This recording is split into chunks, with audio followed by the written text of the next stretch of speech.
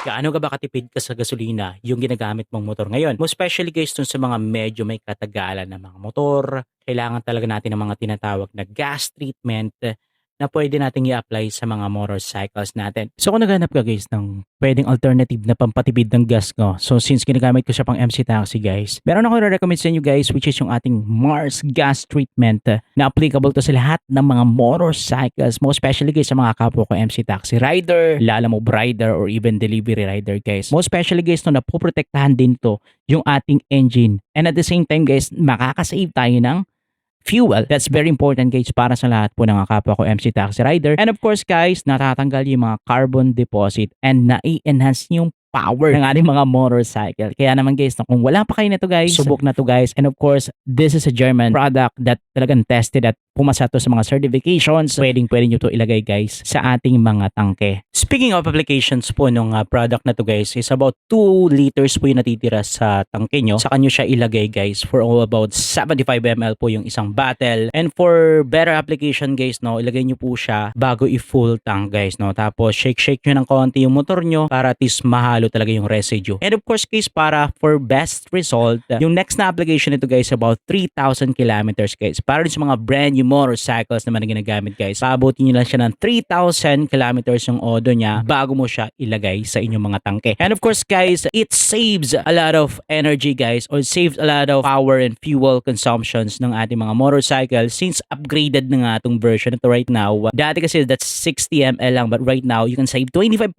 dahil 75 ml na po yung ating Mars gas treatment. And of course guys, no, after po ng 3,000 odo na paglagay mo dito sa ating Mars gas treatment guys, pwede mo nang ilagay guys or at least 30% or 30 ml na lang po for the maintaining po nung ating pag-maintain sa ating mga tipid sa gasolina. Using Mars gas treatment guys, kung nakakaranas ka ng mga vibration and nararamdaman mo na hindi na ganun kalakas yung hatak yung motor mo, and of course ko, if possible, madumi na rin po talaga siguro yung loob ng makina natin, plus natatanggal niya yung mga carbon deposits. And of course, if that's your problem, go check out mo na to guys sa ating basket.